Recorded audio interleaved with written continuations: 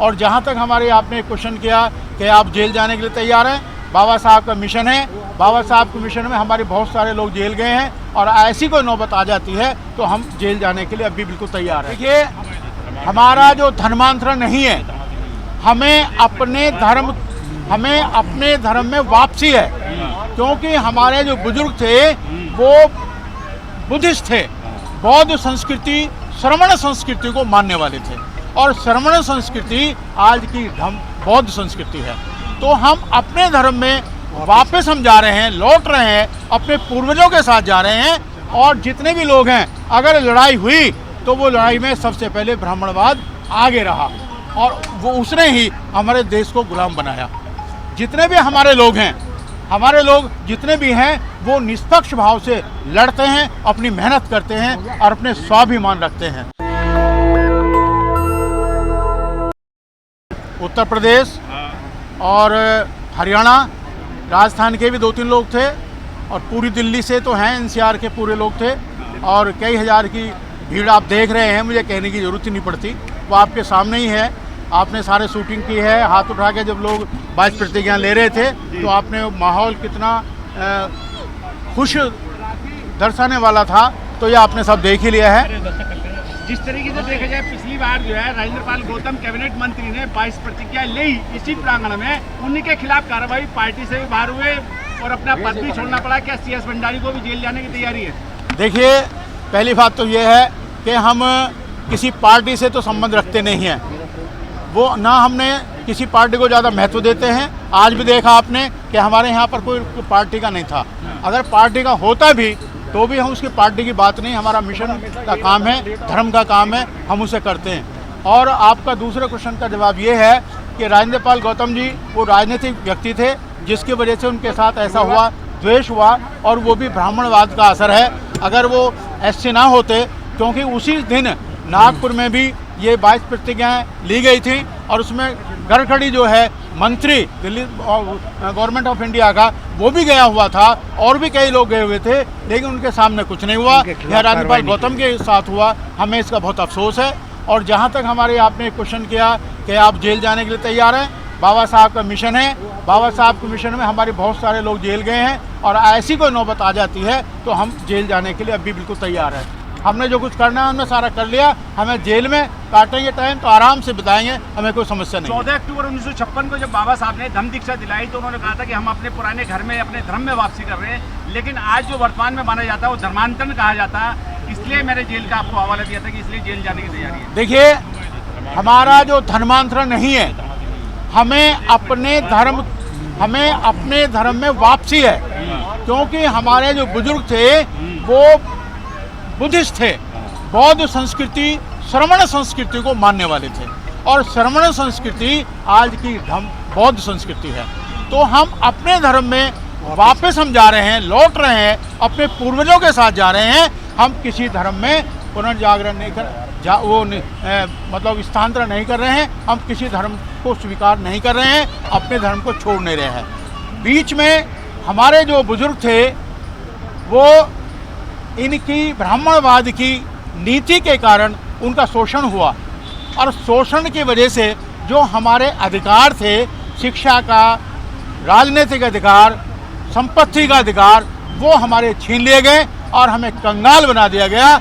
इसलिए हमारे बुजुर्गों को ये जो संस्कृति है, जो ब्राह्मणी संस्कृति है, वो मजबूरन छोड़नी पड़ी। एक कहावत है देसी कि मरता क्या नहीं करता। जब आदमी के पेट में रोटी नहीं होगी, भूखा मरेगा, तो उसको अगर कोई छोटा सा टुकड़ा भी दिखा देंगे तो उसके पीछे भागने के लिए तैयार हो जाएगा।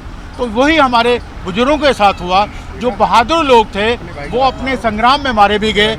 तो ये जो सरकार है ये 3 काम कर रही है। ब्राह्मणवाद, छल कपट नीति भी है इसके अंदर, छठ भी, कपट भी है, और जैसा ये देखते हैं वैसे ले लेते हैं। अगर इनको अंग्रेजी मुगल काल आया तो ये देखिए, मुगल काल में जितने भी ब्राह्मणवादी लोग थे छट करके उनके शासन में महामंत्री बन गए, मंत्री बन गए। उन्हें कोई शिकवा नहीं हुआ और उन्होंने अपनी बहन बेटियों को ब्याया।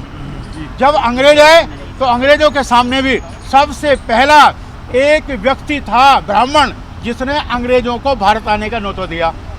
और जितने भी लोग हैं, अगर लड़ाई हुई तो वो लड़ाई में सबसे पहले ब्राह्मणवाद आगे रहा और वो उसने ही हमारे देश को गुलाम बनाया। जितने भी हमारे लोग हैं, हमारे लोग जितने भी हैं, वो निष्पक्ष भाव से लड़ते हैं, अपनी मेहनत करते हैं और अपने स्वाभिमान रखते हैं। तो हमारे जो साथी हैं, हमारे जो लोग हैं, अब ये बाबा साहब का स्वप्न है, ये चढ़ता जा रहा है, बढ़ता जा रहा है। लेकिन भंडारी जी, पुष्यशुंग मित्र के जो वंशज हैं आज कहीं ना कहीं तमाम रामलीलाओं में रावण का पुतला फूंक के उस चीज का जश्न मना रहे हैं जिन्होंने बुद्धिस्ट को यानी मौर्य साम्राज्य को खत्म करा। क्या कहेंगे इस बात को लेकर? देखिए, जो पुष्यमित्र सिंह था वो ब्राह्मण था, बृहद्रथ मौर्य वंश के 10वें राजा थे।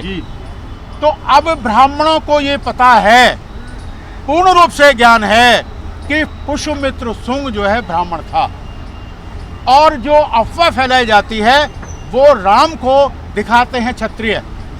अगर राम वास्तव में क्षत्रिय होता तो ब्राह्मण उसकी पूजा नहीं करता। ब्राह्मण को पता है कि पुष्यमित्र सिंह ब्राह्मण था, इसलिए वो राम की आज पूजा करते हैं। ये जो हमारे 85% लोग हैं जिसके कानों में गंध या महल या गोबर भरा हुआ है, जब तक ये नहीं खुलेगा तब तक नहीं समझ पाएंगे ब्राह्मणों की नीति को।